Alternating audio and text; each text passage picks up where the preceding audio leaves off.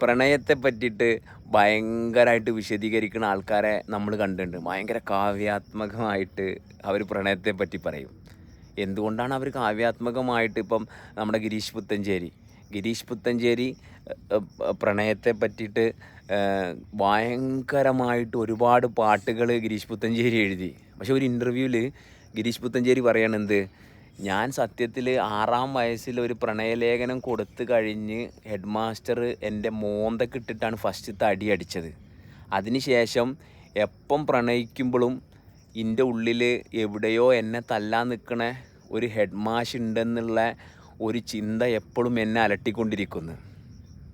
അപ്പോൾ നോക്കണം, പ്രണയവുമായിട്ട് ഒരു ബന്ധവുമില്ലാത്ത ഒരു മനുഷ്യൻ പ്രണയത്തിനെ പറ്റി ഇത്രയും വാക്ചാതുര്യങ്ങൾ പറഞ്ഞിട്ട് നമ്മളെല്ലാവരും അയാളുടെ പാട്ടുകൾ കേട്ടിട്ട് നമ്മളും സ്വയം പ്രണയത്തിലും അല്ലെങ്കിൽ നമ്മുടെ പ്രണയിനിയെ പറ്റിയും നമ്മൾ ചിന്തിച്ചുകൊണ്ടിരിക്കുകയാണ്.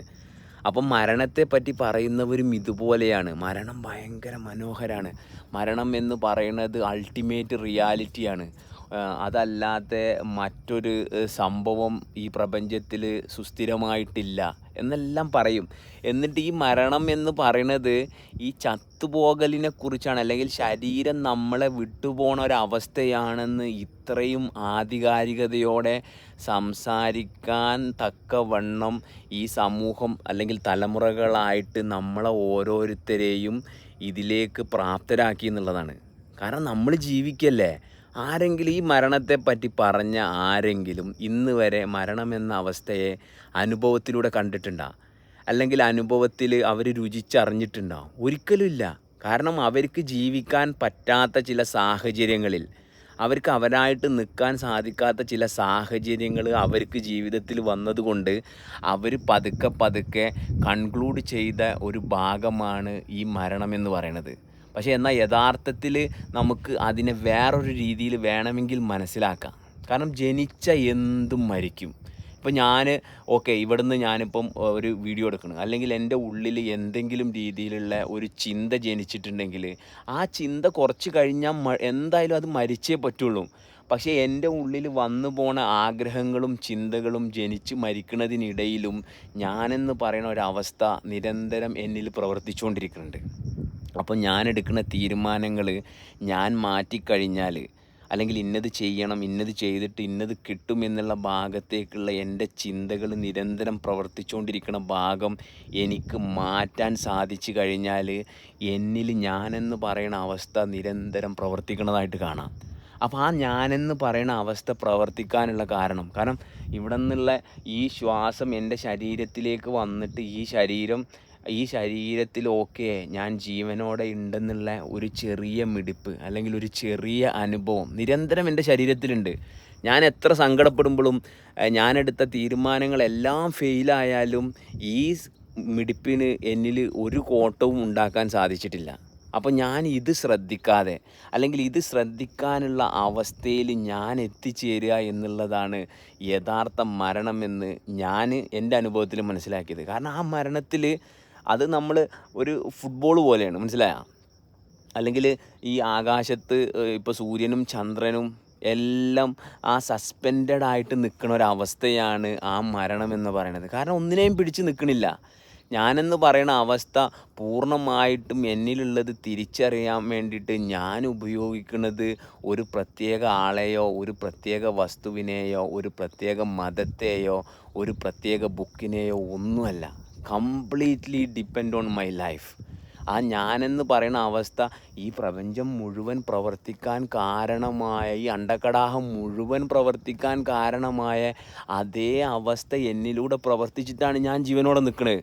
അല്ലാതെ മെഡിക്കൽ സയൻസോ എനിക്കുണ്ടെന്ന് പറയുന്ന കുടുംബക്കാരോ അല്ലെങ്കിൽ എനിക്കുണ്ടെന്ന് പറയുന്ന ഒരു ഉത്തരവാദിത്തമോ അല്ല എന്നെ ഇവിടെ നിലനിർത്തിയിരിക്കുന്നത്. എന്നെ ഇവിടെ നിലനിർത്തിയിരിക്കുന്നത് ഞാൻ ഇവിടെ നിലനിൽക്കാനുള്ള അല്ലെങ്കിൽ നിലനിൽക്കണമെന്നുള്ള ഈ പ്രപഞ്ചത്തിൻ്റെ ആ ഒരൊറ്റ ആഗ്രഹം കൊണ്ട് മാത്രമാണ് ഞാനിവിടെ നിലനിൽക്കുന്നത്. അപ്പം ഞാൻ ഇത് മനസ്സിലാക്കണോ, അതോ കുറച്ച് ആൾക്കാർ ഉള്ളത് കൊണ്ടാണ് ഞാൻ ജീവിക്കുന്നത്, അല്ലെങ്കിൽ പൈസയാണ് ജീവിതത്തിൻ്റെ ആധാരം എന്നുള്ള രീതിയിൽ ഇങ്ങനെ കഷ്ടപ്പെട്ട ഒരവസ്ഥയെപ്പറ്റി ഞാൻ ചിന്തിക്കണോ? ഇതാണ് നമ്മൾ ഓരോരുത്തരും ഫോക്കസ് ചെയ്യേണ്ടത്.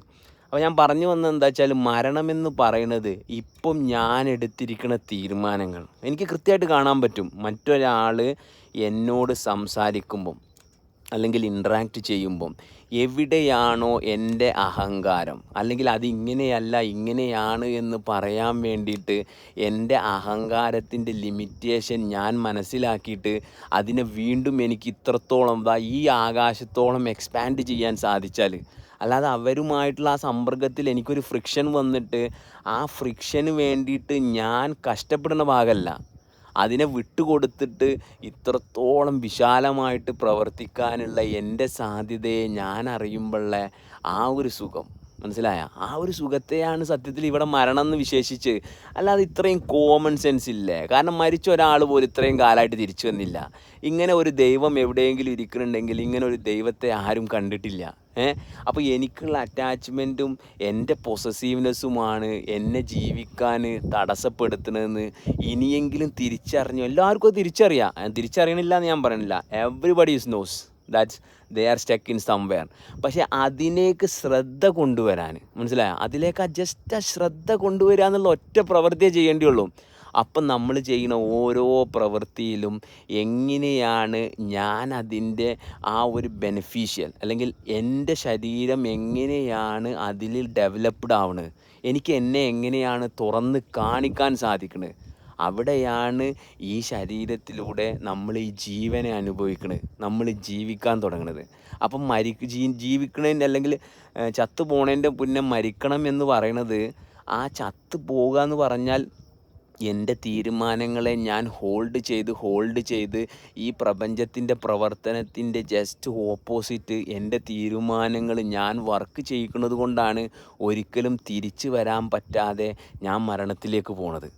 അപ്പം ഞാൻ മരിക്കാതിരിക്കണമെങ്കിൽ, അല്ലെങ്കിൽ ചാകുന്നതിൻ്റെ മുമ്പേ ഞാൻ മരിച്ചു കഴിഞ്ഞാൽ, എൻ്റെ തീരുമാനങ്ങൾ എനിക്ക് മാറ്റാൻ സാധിച്ചു കഴിഞ്ഞാൽ, ഒരു തീരുമാനവും ഒരു ലാഭേച്ഛയുമില്ലാതെ എൻ്റെ ശരീരത്തിൽ നിരന്തരം പ്രവർത്തിക്കണ ഒരു മനോഹരമായ അനുഭവമായിട്ട് എനിക്ക് ചേരാൻ പറ്റും. അതുമായിട്ട് ചേർന്ന് നിന്നിട്ട് എല്ലാം ചെയ്യുന്നേ, എന്ത് വേണമെങ്കിലും ചെയ്യ്, എങ്ങനെ വേണമെങ്കിലും ജീവിതം ആസ്വദിക്കുക. പക്ഷെ ഞാനെന്ന് പറയുന്ന അവസ്ഥയിൽ യാതൊരു കോംപ്രമൈസും പാടില്ല. അപ്പോൾ ആ കോംപ്രമൈസ് ചെയ്യാതിരിക്കണമെങ്കിൽ ആദ്യം നമ്മൾ മരിക്കണം. കാരണം ഞാനെടുത്ത തീരുമാനത്തിൽ ഇതിലെന്നും കോംപ്രമൈസാണ്. എന്നിട്ട് ആ കോംപ്രമൈസ് ചെയ്യാൻ പറ്റാതെ ഓരോരുത്തരും ഈ കംപ്രസ്ഡ് ആയിട്ട് പൊട്ടിത്തെറിക്കാനായ ഒരവസ്ഥയാണ് കൈകാര്യം ചെയ്തുകൊണ്ടിരിക്കുന്നത്. അല്ലെങ്കിൽ എന്തൊരു സുഖമാണ് ഇത്രയും വിശാലമായി ഈ ലോകത്ത് നമുക്ക് ഇത്രയും ആസ്വദിച്ച് ജീവിക്കാനുള്ള സർവ്വ സൗകര്യങ്ങളും എല്ലാവരുടെ അടുത്തുണ്ട്. ഇനി പൈസയോ അല്ലെങ്കിൽ മുതലോ അല്ലെങ്കിൽ സ്വത്തോ ഒന്നുമല്ല ഇതിൻ്റെ ബേസ്. ഇതിൻ്റെ ബേസ് എന്ന് പറയുന്നത് ഈ ശരീരം പ്രവർത്തിക്കാനുള്ള ഒരു കാരണം. ആ കാരണത്തിനെ ബേസ് ചെയ്തിട്ടാണ് അത് പ്രവർത്തിക്കുന്നത്. ആ കാരണത്തെ അറിയലാണ് ജീവിതം. അത് എല്ലാവർക്കും അത് തന്നെയാണ് താല്പര്യം. അപ്പോൾ അതുമായിട്ട് താല്പര്യമില്ലാത്ത ആരെന്ത് പറഞ്ഞാലും നമ്മൾ തൊടേണ്ട കാര്യം പോലും ഇല്ല, മനസ്സിലായോ? കാരണം അങ്ങനത്തെ ചില കാര്യങ്ങളുമായിട്ട് കണക്റ്റ് ആകുമ്പോഴാണ് നമുക്ക് നമ്മളിൽ നിന്ന് ശ്രദ്ധ പോണത്. കുറേ ആൾക്കാർ ഈ ലോകത്ത് ജീവിക്കുന്നുണ്ട്, അവരെല്ലാവരും അവരെ തിരിഞ്ഞറിഞ്ഞിട്ടാണോ, നമ്മളെ വിഷയമാണോ, അല്ലെങ്കിൽ വേൾഡിൽ ഇത്രയും വലിയ കമ്പനികൾ മാത്രമാണ് ഇത് നിയന്ത്രിക്കുന്നത്, അല്ലെങ്കിൽ കൊറോണ ലോകത്തെ മുഴുവൻ കൺട്രോൾ ചെയ്യാൻ വേറെ ശക്തികൾ ശ്രമിക്കുന്നുണ്ട്. ഏത് ശക്തികൾ ശ്രമിച്ചാലും എത്രത്തോളം എന്തെല്ലാം പുരോഗമിച്ചാലും ഇതെങ്ങനെയാണ് പ്രവർത്തിക്കുന്നതെന്ന് അത് ഇതിലൂടെ മാത്രമേ അറിയാൻ സാധിക്കുള്ളൂ. വേറെ ഒരു നിലക്കും ഇതിലൊരു അണ്ടർസ്റ്റാൻഡിങ് ഉണ്ടാവും. മനസ്സിലാക്കി കളയുക എന്ന് മാത്രമല്ലാതെ അറിഞ്ഞുകൊണ്ടിരിക്കുക എന്നുള്ള അവസ്ഥ അറിയണമെങ്കിൽ അത് ഇതിലൂടെ മാത്രമേ സാധിക്കുള്ളൂ. അതാണ് അതിൻ്റെ ബ്യൂട്ടി.